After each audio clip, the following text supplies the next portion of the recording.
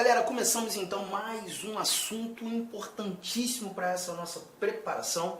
Agora a gente começa a conversar sobre os direitos e deveres individuais e coletivos, o famoso artigo 5º do texto constitucional, o dispositivo mais longo da nossa Constituição. E aqui a gente tem muita informação, né?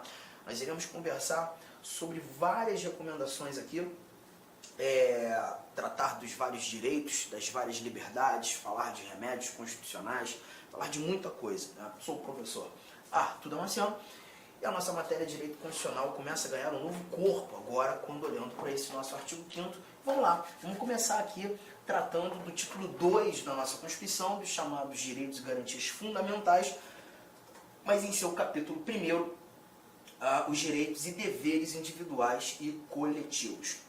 Bom, a gente começa fazendo a leitura desse caput, esse cabeçalho, dessa abertura que diz que todos são iguais perante a lei, sem distinção de qualquer natureza, garantindo-se aos brasileiros e aos estrangeiros residentes no país a inviolabilidade do direito à vida, à liberdade, à igualdade, à segurança e à propriedade nos termos seguintes.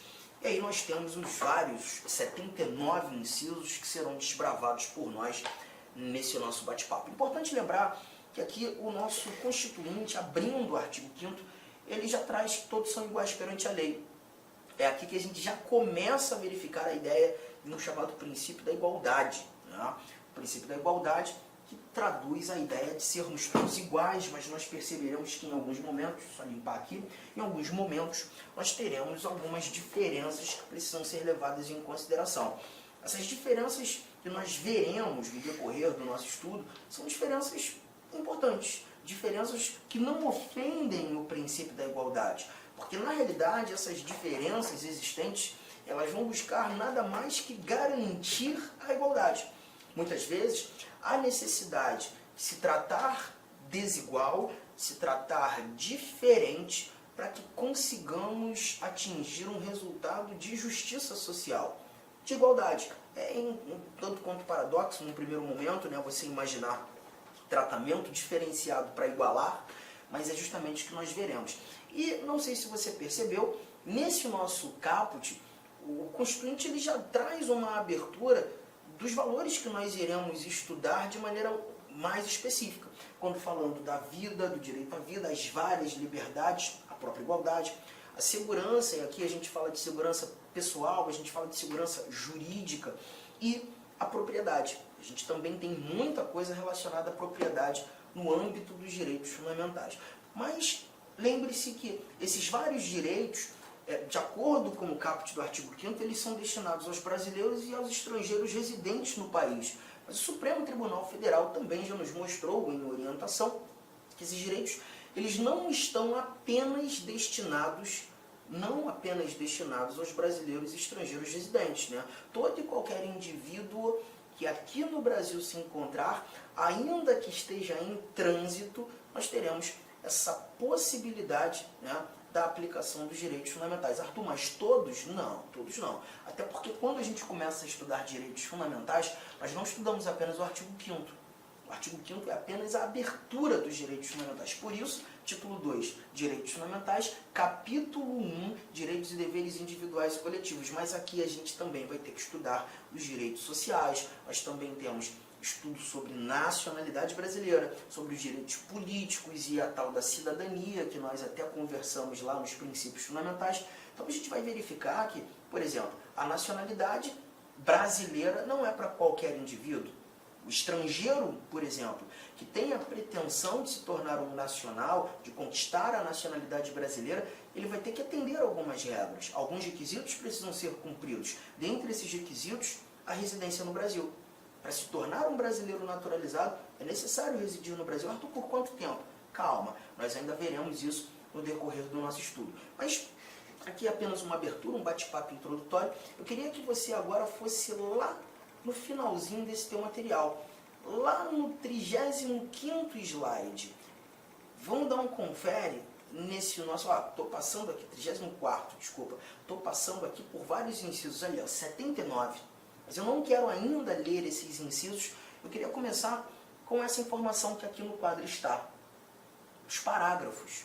Parágrafo 1º, parágrafo 2º, parágrafo 3º e o parágrafo 4º da nossa Constituição, do nosso artigo 5º. Tá?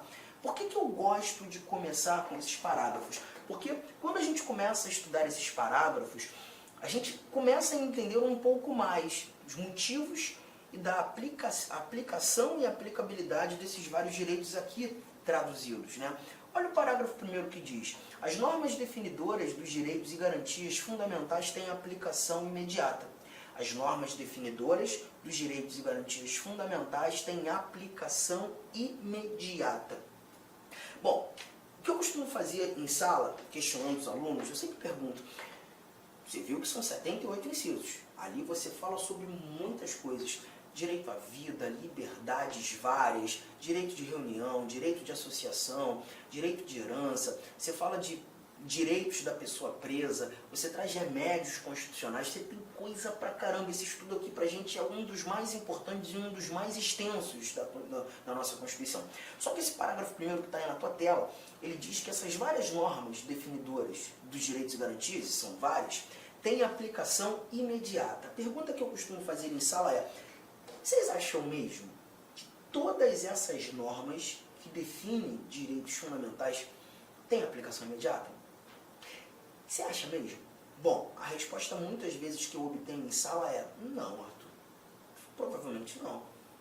Algumas normas não têm uma aplicação imediata. E aí eu digo: sim, elas têm. As normas que definem direitos fundamentais têm aplicação imediata. Todas elas têm aplicação imediata. Tá? E por que eu preciso começar com esse parágrafo 1º, te explicar essa informação? Porque quando a gente fala de aplicação, a gente está falando do efeito das normas. Do efeito das normas. E eu preciso que você guarde que toda norma constitucional tem efeito imediato. Toda norma constitucional tem efeito imediato. Inclusive essas, que traduzem os chamados direitos fundamentais. A partir do momento que o Constituinte diz que aquele direito é meu, inseriu aquele direito fundamental no texto constitucional, aquele direito é meu de imediato. O direito fundamental passa a ser meu imediatamente a sua introdução no âmbito dos direitos e deveres individuais e coletivos, no âmbito dos direitos fundamentais. Até porque esse parágrafo 1º fala dos direitos e garantias fundamentais, não só o artigo 5º. Tá? O efeito é imediato. Agora, um cuidado que a gente tem que ter é que, perceba, nem todo direito fundamental tem a aplicabilidade imediata. Nem todo direito fundamental tem a aplicabilidade imediata. Então, cuidado com isso. Aplicação,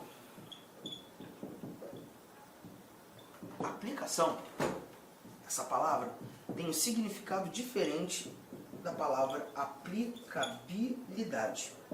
São coisas distintas, bem distintas, tá? Quando você fala aplicação, você está falando, por exemplo, anotei ali, né, o efeito das normas.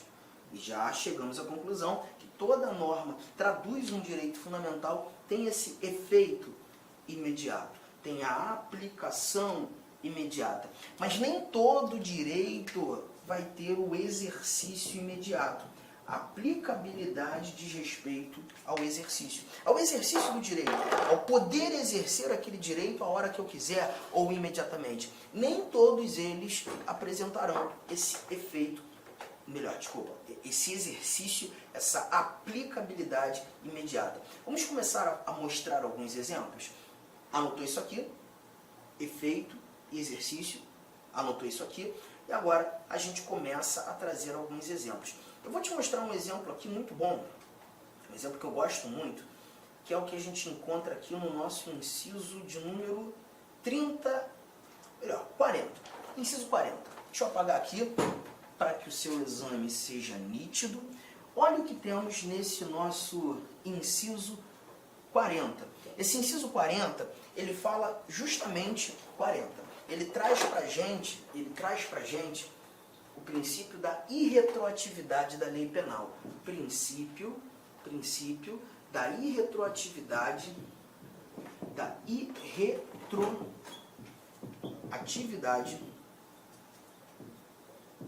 da lei penal. E o que nós encontramos aqui no princípio da irretroatividade da lei penal? Lê comigo. A lei penal não retroagirá, salvo para beneficiar o réu. Vamos lá, pensa só. Quando a gente fala desse princípio da irretroatividade da lei penal, a lógica é, vamos imaginar que há mais ou menos uns 3, 4 meses atrás, eu tenha praticado uma conduta muito reprovável pela sociedade, uma conduta absolutamente imoral, muito imoral. Todavia, no momento em que pratiquei essa conduta não era considerada crime. Nós não tínhamos essa conduta como um ato criminoso, como um tipo penal. E eu pratiquei. Tá? Uns 2 meses depois da prática desse crime, eu, Arthur, acabo verificando uma alteração da lei penal. O legislador passou a entender aquela conduta praticada por mim como criminosa.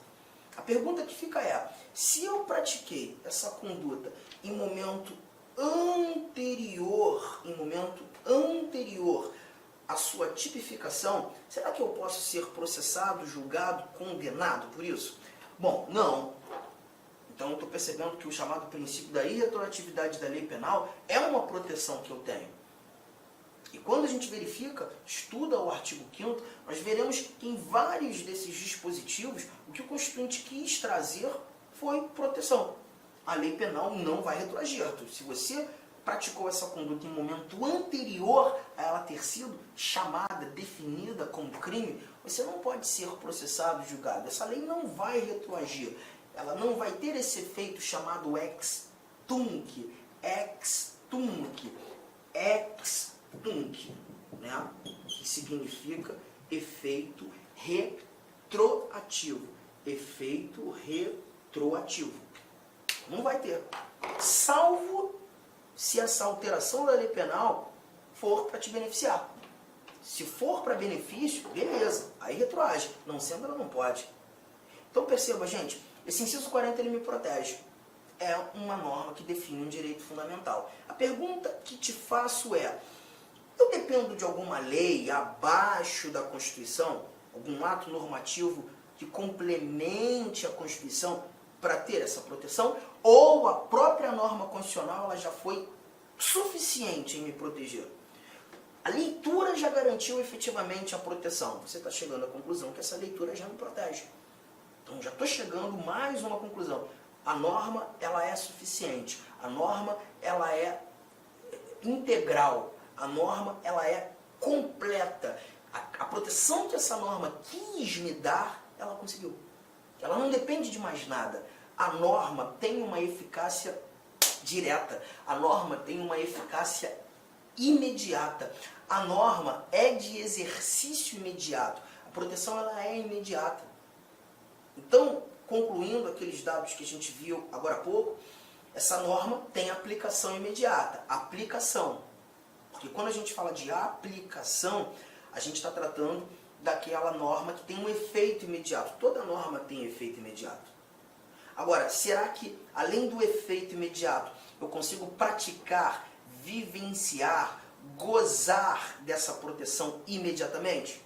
Consigo. Então, aqui você está verificando que essa norma ela tem uma eficácia plena, porque ela é completa. E não houve aqui na anotação a possibilidade de uma restrição. Arthur, a lei penal não retroagirá, salvo para beneficiar o réu. No entanto, se você fizer isso aqui, ela pode retroagir para te prejudicar. Não tem essa exceção. Não existe essa possibilidade escrita, prevista, de se diminuir a minha proteção. A proteção está lá. A norma não retroage em prejuízo. Tamo junto, tranquilo. Então a gente está percebendo essa norma como uma norma de eficácia plena. Só que, espera aí, eu tenho que colocar alguns detalhes aqui na sua anotação. Deixa eu trazer, pela primeira vez, a tela branca, porque esse papo aqui é um papo muito importante a título de prova. Nesse momento, a gente vai começar a analisar a classificação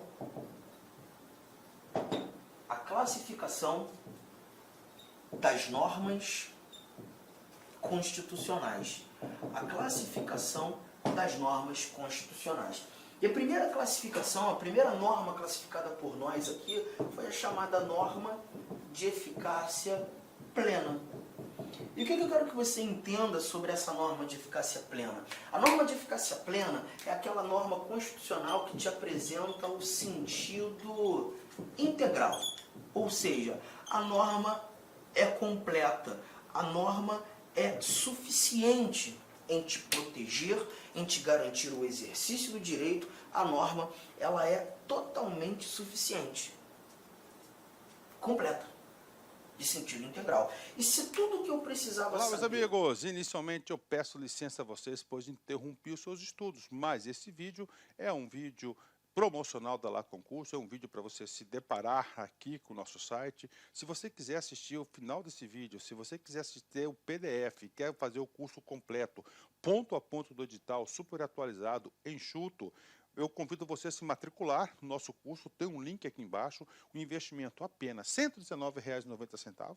Para de reclamar aí que eu cortei o vídeo, cara, vai lá, tira o escorpião do bolso. Ah, não tenho, mentira, não acredito nisso, R$ 119,90, esse curso fabuloso aqui da Lá Concursos, o melhor custo-benefício do mercado, ali você vai encontrar, tá certo? Todo o conhecimento necessário e suficiente para você ser aprovado no concurso da Guarda Civil. Só depende de você. E ainda, você tem ainda a nossa metodologia do Personal Coach, que é o estudo e regime de metas. Bacana?